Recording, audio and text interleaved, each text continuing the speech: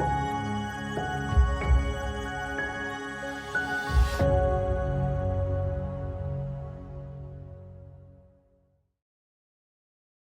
right, Kerry, hello, and welcome to my modest podcast, The Psyche and Human Body. Hello, thank you for having me.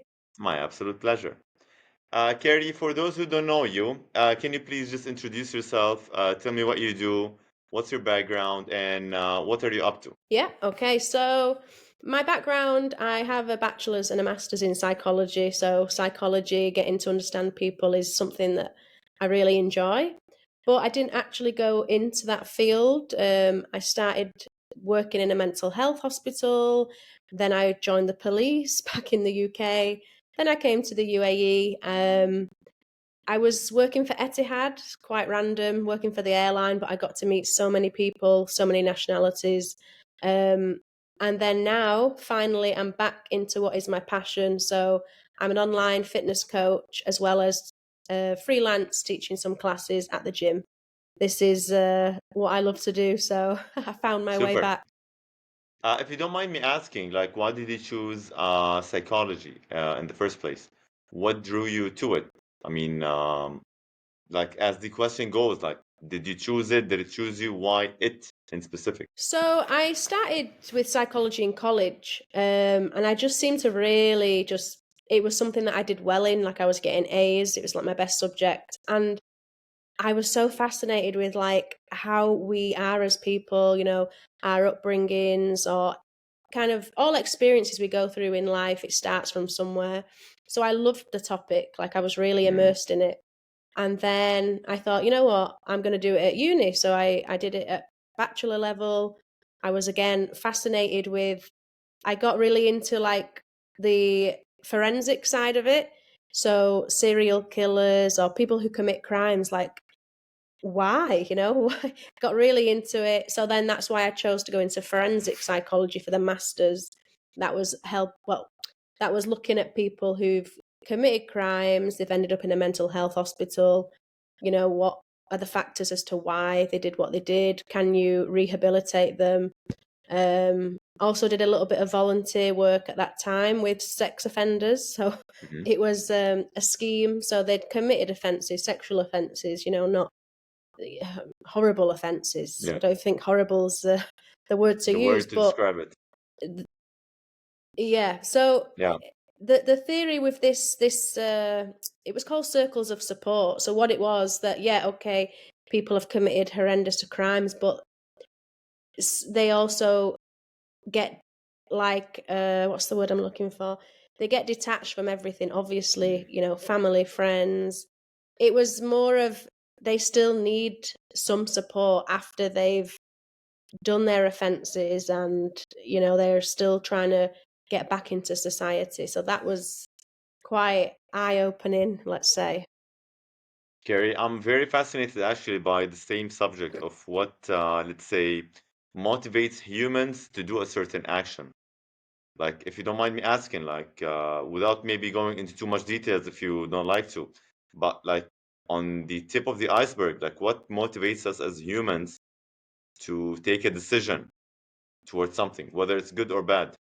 Like, what moves us somehow? hmm So I'd say in terms of everyday decisions, so normal decisions, like the decisions that me and you are going to make, a lot of the time people are motivated by reward, the gain. What is it going you you feel like okay, maybe not everyone, but there is an element of what is that going to do for me. Everybody thinks about themselves, like that is the way of life. But in terms of abnormal decisions, like these horrendous crimes, killers, things like that, I did my dissertation on serial killers from like the 1950s to 2010, I think it was.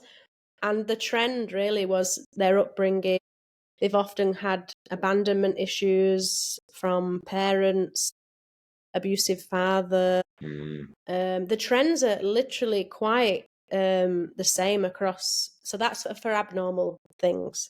Often rooted in childhood, how you was mm, brought up, how you received emotional regulation, attention. Was you bullied at school? there was a lot of commonalities across. But in terms of normal decisions, I do think a lot of it, like let's say, like give me an example of a everyday decision for a normal scenario. Um, let's say an example would be, for example, um, as simple as like what motivates us. For example, I'm gonna take it on my own example on my own. For example, waking up in the morning to go to work. Like, why do I wake up to work? Why, for example, like, I mean, what motivates me to go to work? Let's say. Mm-mm. Yeah. Got you. So I put you on the spot there, hey, with Yeah, the yeah, I didn't question, expect that. I was waiting for you to. because because I couldn't think of one, so I thought I'll pass it to Yeah, you. sure, sure. So okay, basic example, then I like it though. Everybody, why do we get up in the morning and go to work?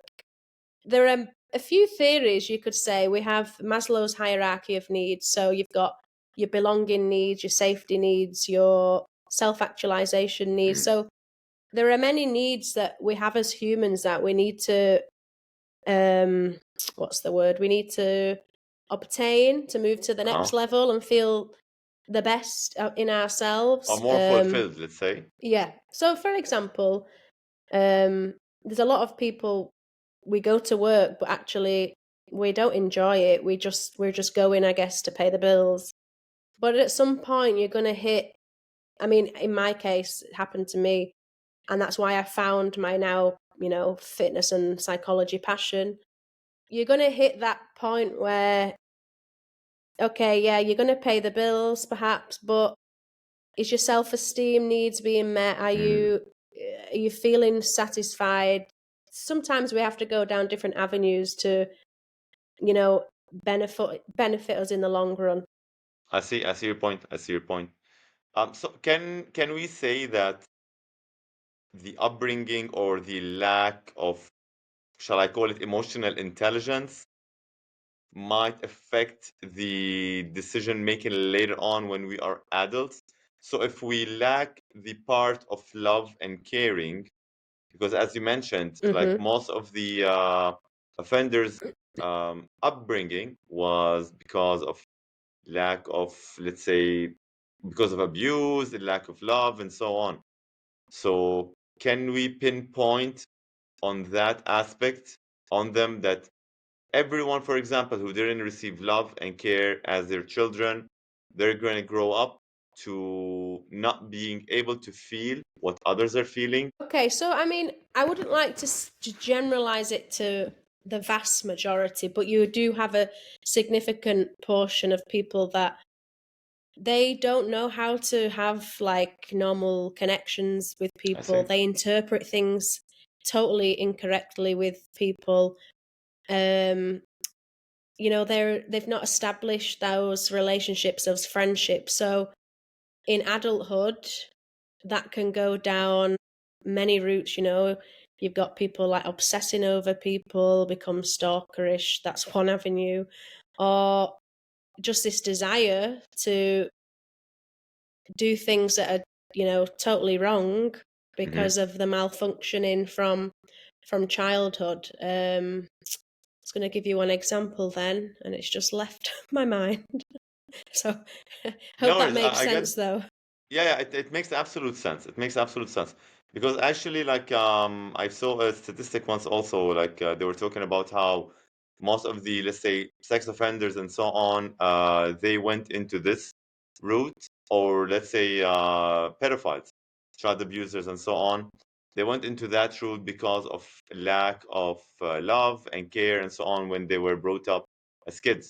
So it's like it left a hole in them, I would say, of not being able to feel what others are feeling.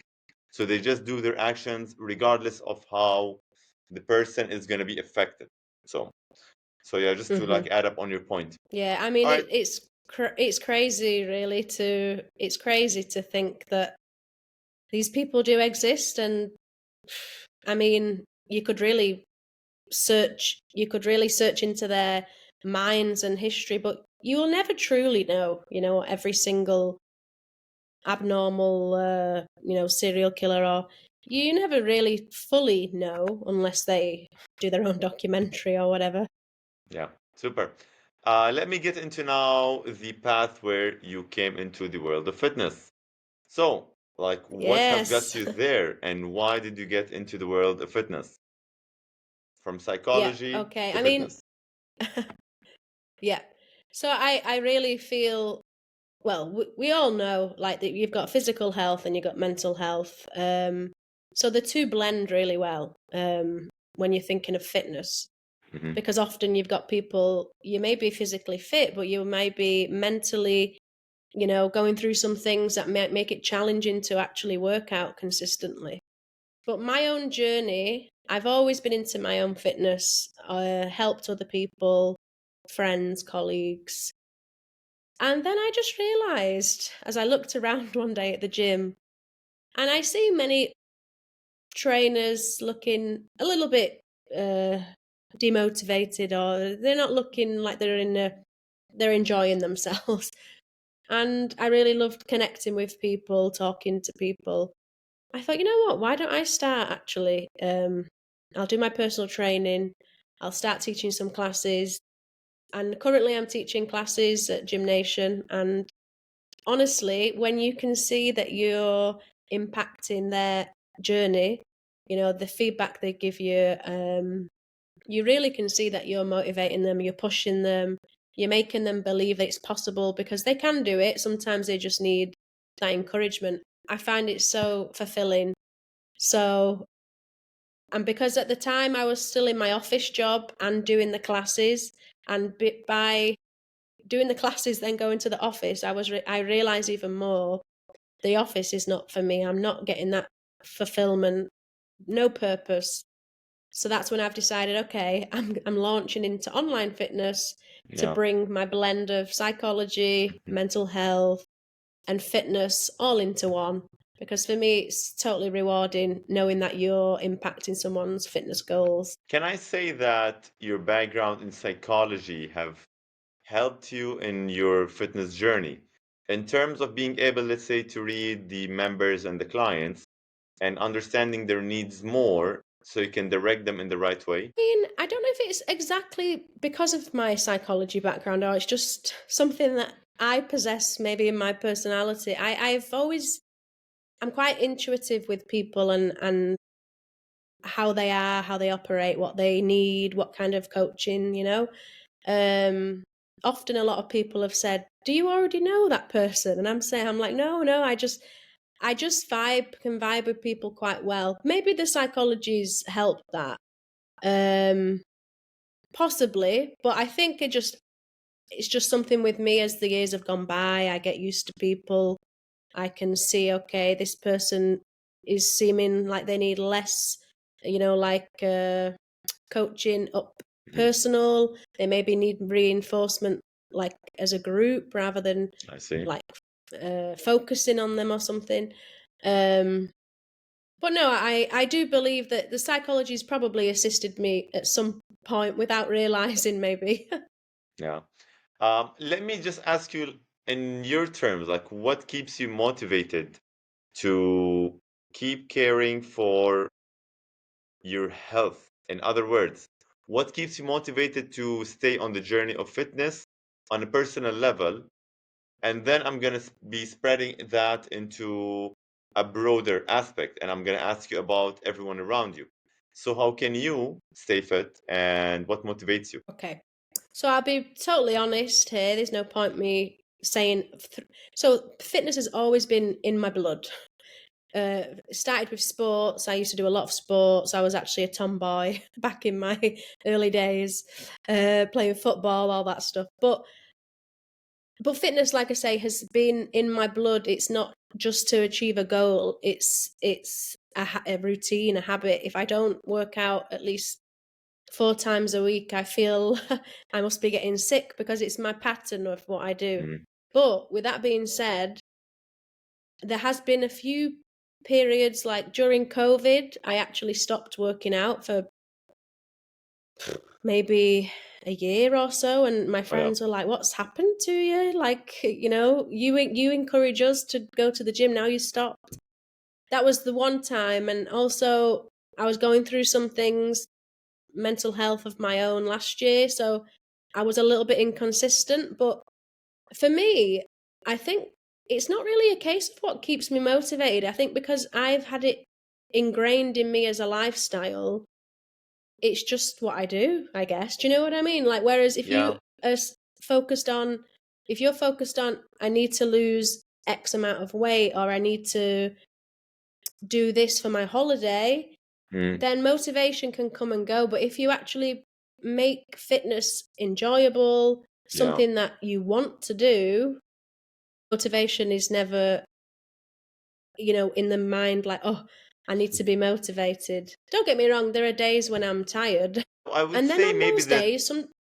I would say when like because I think everybody goes through those, but maybe pushing through such days would take discipline. And I would say discipline might be the character which differentiates between those who are gonna stay consistent with it or not. Because I think motivation is like something that you're gonna lose via time, even that you have been in the in this, let's say, journey for a while, but keeping yourself disciplined, even knowing that it's not gonna feel good and so on, is gonna make the difference. What do you think? Would discipline Hmm. have a place in this? I totally agree. I think motivation can fluctuate. Like as I was gonna say, there are days when I'm tired and I'm not feeling it. Women, we go through those times of the months where we're like, oof, like everything's quite hard. Yeah. But it's the discipline. I think it's the discipline that, you know, I always do some kind of activity. Minimum, I'd like to say 3 times a week. But if things are going well, I've got, I optimum 5 times a week, I'd say. So the discipline is definitely what brings me back to The journey. the the journey. Yeah. Um, you've mentioned that you've gone through, let's say, tough times through COVID and such. Getting out of that, what made you get out of that? In other words, how can you, for example, if I'm one of your clients, one of your members, and I'm currently going through, let's say, hard time mentally at work, family, and so on, and they might overburden me. So, how can you, for example, pull me out of this from your experience to put me back on track? How would you approach me? So you're the client who's going through some stuff. For example, yeah. Yeah, yeah. So you know what? I think what I've learned from my own experience, I'm a bit of a perfectionist. So for me, it was very like all or nothing. So if I didn't go to the gym, let's say 5 times a week, if it was okay coming to like three, it made me think like, oh, it's not good enough. I should be consistently going 5 times a week. But then going through my own struggles, it's made me see, no, there's a middle to that. It's not, if you go 3 times, it's okay. If you go four, it's okay. If you go five, wow. But I think how I bring clients back to, it just being compassionate with yourself, because we have go through so many things and we cannot always, people with kids, husbands, uh, ill relatives, or whatever it may be, stress at work. We can't always have that 5 times a week or whatever the goal might be. Just showing up is actually a lot more powerful. I've also come to realize, because, Mm. like I say, I was going through some things last year and I was, in a dark place, let's say, and just showing up is the biggest thing you can do. Getting off the sofa, getting out of the bed or whatever.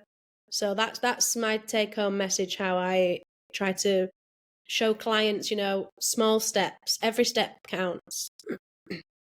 Because now I'm trying to link this in my mind with the question which I've asked you at the beginning: what motivates us as humans to do something? So, for Yep. example, like going through such times where we are overburdened, what can push me, for example, to go through that? I would say, on a personal level, maybe it would be the outcome or the word of a mouth of those who are around me to get to that point. So, for example, if I'm in a dark place and I can see that those who are fit and on this journey are happier or going through a better time, maybe this would flick a switch in my mind and I would be more motivated also to go through that to get out of the dark place which I'm in. Yeah, totally. I Yeah. agree. I mean, sometimes I think if people are in that dark place, depending how dark it is, sometimes no matter what, you can't actually see the wood from the trees. You know, you Mm, want to go outside, you want to, but sometimes it's too difficult. So that's why I say, true. like, start small, small steps. Don't overwhelm yourself. Life's short. Don't make it harder for yourself. Yeah. All right. Now let me ask you, in terms of nutrition, for example, like how is nutrition fits in all of this? What's your let's say advice when it comes to nutrition in the world of fitness? Where does it fit? So nutrition, I wish I was a little bit better with nutrition myself. I eat well, like I eat balanced meals. I'll be honest with you because there's no point pretending I have a sweet tooth. So even if I'm Me busy, too. yeah. So that's why I don't have a six pack. It's okay. But Yeah. but we're all human at the end of the day. Like that's why I'm going through with my clients, like, yeah, we will talk about nutrition and the macros and what you need to be eating to achieve the goal, but let's also be realistic. People, we don't want to cut out celebrations if it's your partner's birthday, but you have to do things in moderation, and I think that's what some people maybe struggle with. They may also have that all or nothing mindset where they think, oh, I'm going to have a few drinks because it's so and so's birthday. Then they think, oh, I've fallen off the wagon now, kind of. There are ways around it, but for me, moderation is key. Like I eat biscuits, but I don't eat the whole pack. Like I'll have Yeah. just one or two, and I'm happy. But I know if I want to lose body fat, which I actually will set this as a goal to myself for next year, I will start reducing those sugary snacks. They'll be the death of me. Those biscuits. Yeah, exactly. Also now, like I think this is kind of a hard challenge nowadays, especially with social media and so. Because when anybody opens social media nowadays, everyone is just talking about all these different foods, different strategies, and so on. And I think the over information is just overwhelming everyone with the what should they do. But maybe I always tell like my friends, family, clients, and members, and so on, just maybe keeping it simple is the best way. Try not to overwhelm yourself with all the data and all the information out there because you're gonna get lost and then you're gonna be paralyzed. You're just gonna stand still, not knowing what to do. I was literally going to say the same thing. Like, I'm quite old fashioned when it comes to the nutrition. Yeah. You know, get your protein in, get the carbs that you need for the workouts, drink a lot of water. I'm always drinking, I've always got the water with me. Um, and just moderation if you want that snack. Don't make yourself feel guilty over a biscuit. Do you know what I mean? Like, Yeah. and I think what I've noticed with all these different diets, all these different approaches, yeah, okay, we can try them, we can look into it, as you say, but can you maintain that as a lifestyle? Coming back to the lifestyle, I'm big on if you can do something that you're going to stay consistent with, you're going to get the best results. But if you want to try these many approaches, you're going to possibly going to burn out because some of them are quite strict. Let's just take a steady approach, consistent approach, a lifestyle approach. That's what I'm all in favor for. I agree with you. Moderation, I think, even on the long term, I think people hate and repel the idea of being an extreme through a certain thing, let's say, when it comes to nutrition or training or whatever it is. So meeting them halfway, especially if they come from a totally polar opposite is a better strategy than taking them all the way to the other side of it. So maybe moderation and Mm-hmm. balance is going to be a more sustainable, even if it's not perfect, even if it's not perfect, but it's a step forward, I would say. And I think, like a lot of the people you see on social media, like a proportion of them dedicate their lives to the gym, fitness, and they have all that time and stuff like that. But if we bring it back to like everyday people who have got, kids, a husband, wife, married, whatever, dog, they got all Mm, these demands, all these duties and things. Like, not everyone can spend 2 hours every day at the gym and follow these, strict diets. So true. that's why I really think to make it sustainable, it's about moderation and finding something that you also like to do, whether with the fitness and the nutrition. If you Mm. said go on an egg diet or whatever, like I would maybe do one day and be like, oof, no. I'm done with the eggs. No more eggs. I'm not a big fan of eggs either. Easter eggs, yeah, I don't mind. Carrie, I think just let me ask you first. Have you been working with clients, males and females, or do you specialize in one, let's say, gender? How do you go with it? To be honest, I do target females only because for me, I just connect better with women, and I think men possibly are guided better by men.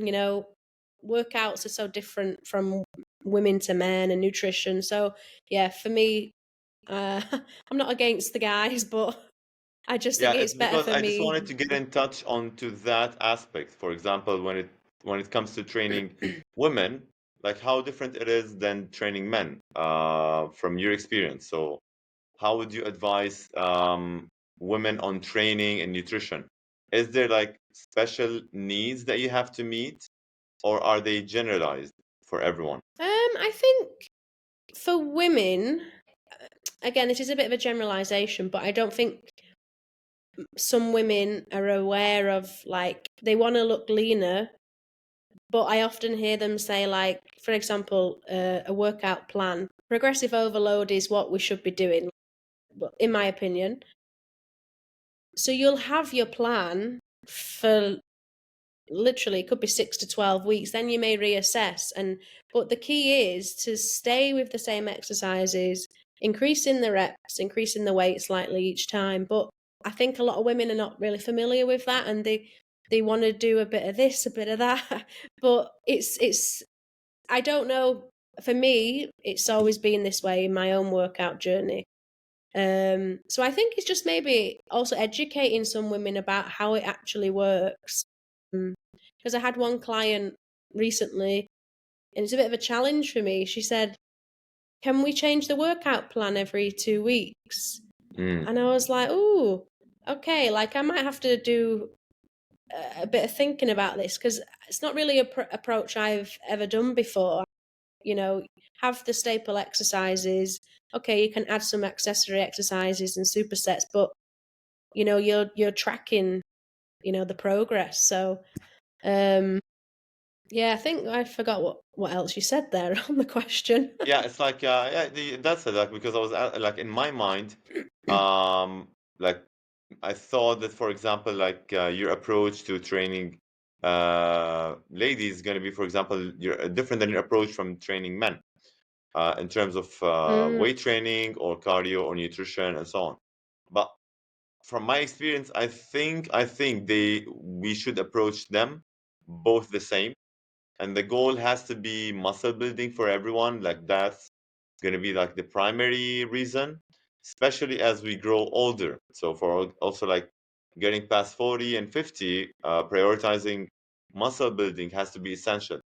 And one of the most, let's say, common challenges that I face myself would be keeping it fun, because everybody just want to have the feeling that they did an effort, although yeah, feeling that you did an effort doesn't reflect always positively. So I can tell you go run for an hour, you're going to feel that you did something, but basically you didn't build any muscles after. You just regulated your heart yeah, rate. Yeah. yeah. No, I agree. I agree with you there. I mean, there are obviously ways you can incorporate a little bit of a, once a week you might want to put in like a hit session, maybe mix it up in different ways. If the client is quite into high rocks, you can do a lot of the typical high roxy exercises. I guess it depends on what their goal is, but Mhm. also I often like to inquire uh, straight up away, like, what do they really dislike in working out, and what do they really like? Because there's no point, like for me, I hate Bulgarian split squats. So if you're going to give me a program with them, I mean, I'll do it, but I don't like I it. hate it. Yeah. Oh, no. Yeah. Kerry, what's next for you? Like, are you planning to stay on this path of fitness, or like, what's the end goal when it comes to the path of fitness? Where do you see yourself going into that world? So I'm I'm toying with the idea of taking an exam to be registered as a psychologist here in the UAE, but because my experience within psychology is a little bit outdated, like since Hmm. being in the UK, I don't know how it's going to look if that's actually possible. Um, so honestly, for me, really, I hope that my online coaching is going to expand.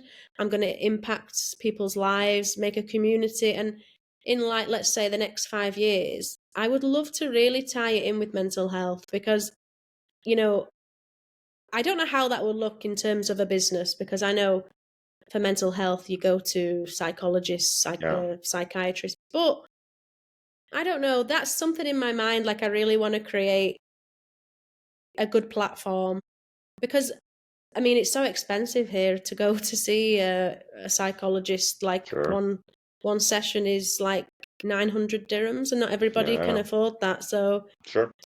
yeah, I don't know. I really do want to stay in the fitness world, but I think it might take some adapting to things in the next few years. Everything's evolving, I guess. I think that you have a skill which is the having an experience in psychology, because like being in this industry for a while as well, like knowing how to tap onto the true needs of the person in front of you is going to help you in like building a better plan to that person, because like knowing how to tap onto, let's say, the sensitive motivations somehow in them would make you, especially maybe retain the clients or the members around you that you're trying to build even more. Because if you're just like approaching it as a progressive overload and a program that we have to jump from one, two, three, and so, they might get bored a little bit. And that happened to me as well.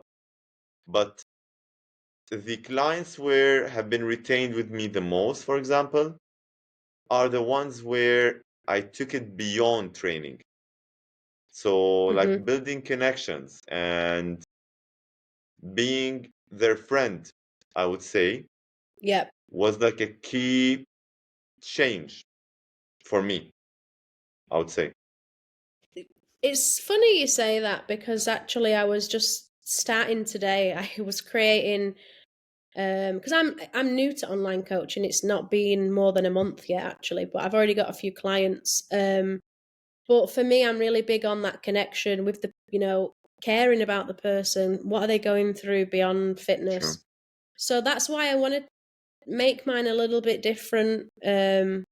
In terms of, like, yeah, we're going to have weekly check-ins and that's about fitness, but also I was thinking maybe weekly or uh, every 2 weeks check-in about the mental health or anything that they want to discuss. Mm. Obviously straight away people don't always open up, but I don't know, I'm trying to think of how I'm gonna do it.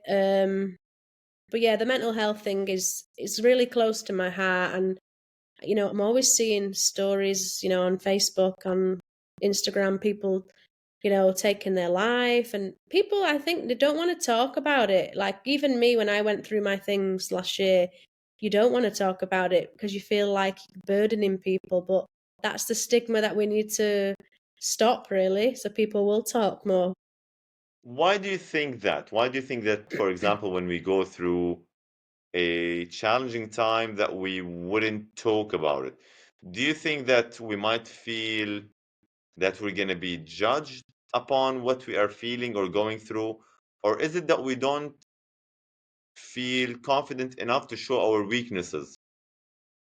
What do you think? Like, I mean, why is it hard for people to open up? I'll be honest with you. Again, this is just from my experience, but I feel that it's probably why most people don't open up is because I had opened up, let's say, to it was a colleague or a family member who, yeah, they're listening, but because they haven't gone through it, which I wouldn't wish upon anybody, they don't get it, which is Yeah. in a way it's not like you don't appreciate what they're trying to offer you and say, but I found someone actually who went through the same thing as me, and when ended up speaking, it was easier somehow. You didn't have to like cover up exactly or how to say it. Like, let's say I was telling you, and I don't know you super well, and maybe I know that you've not gone through that. Maybe I won't be as totally honest and real about the situation. Let's say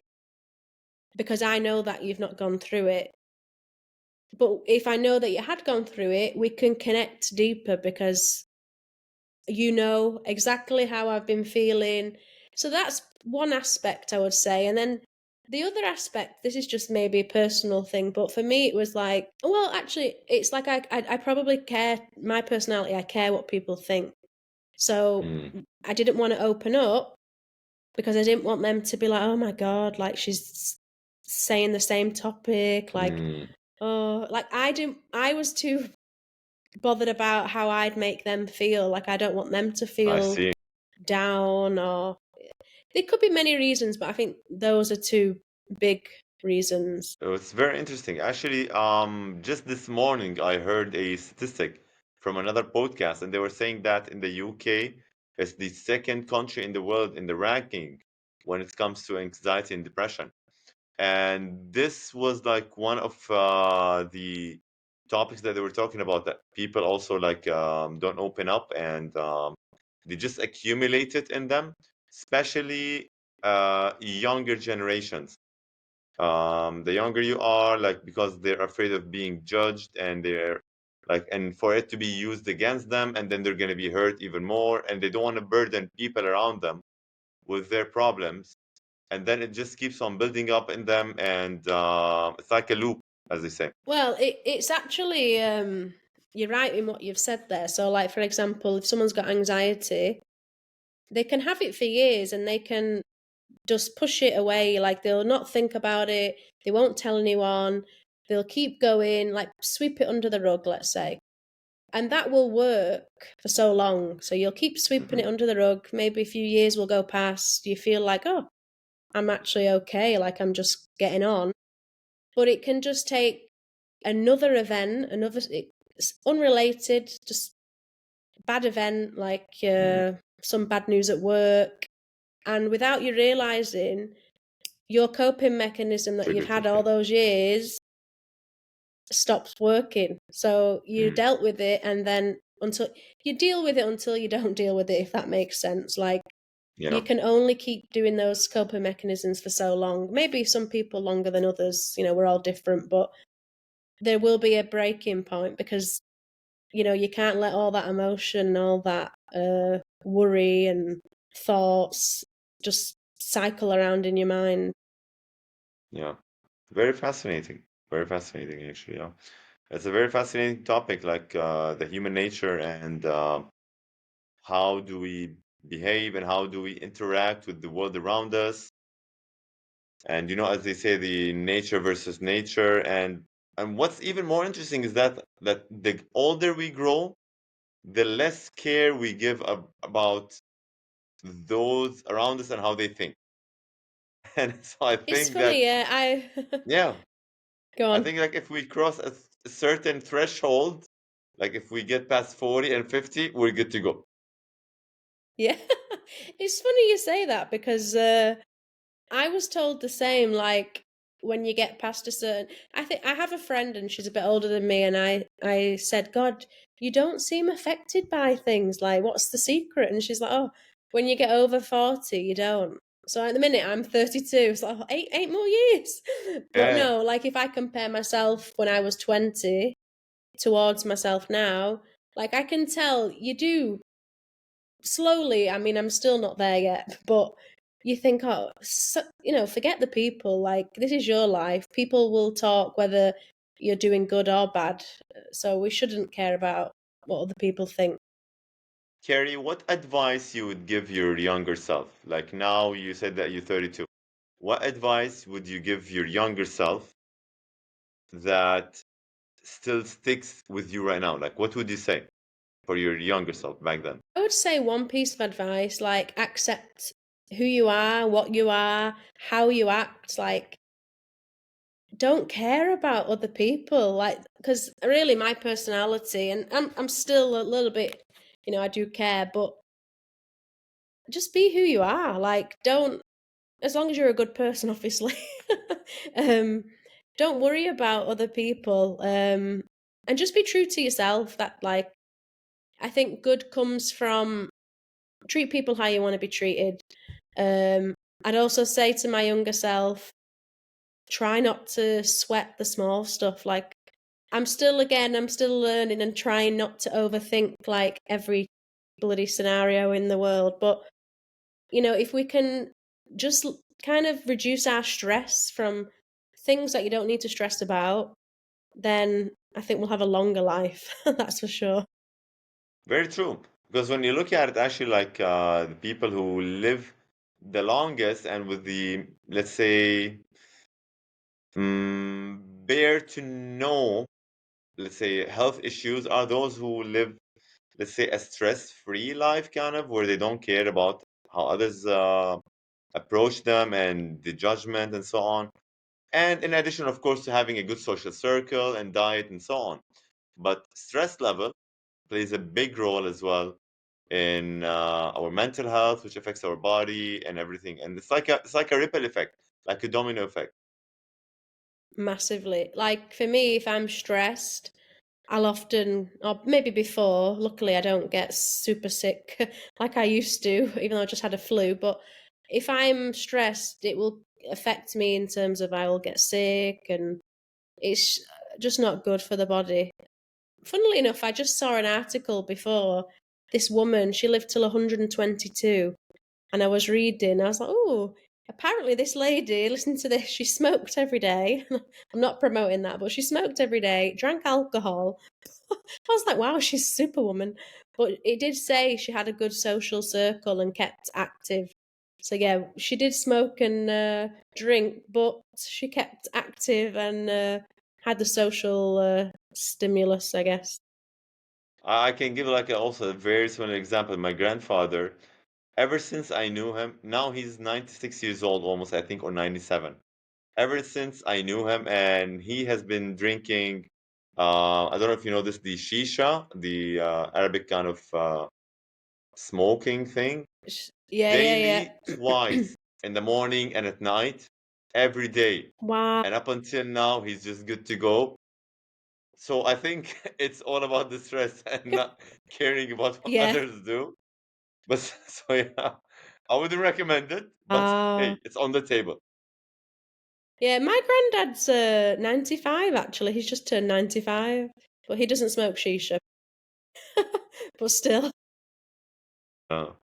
Uh, Carrie, is there anything that you'd like to share? Anything that I didn't get into that you would like to talk about? Anything on your mind that you would like to share with everyone out there? Ooh, no pressure. um, I think we covered a lot of topics really, like psychology. We've discussed mental health, fitness. Um, I can't say there's anything burning in my mind.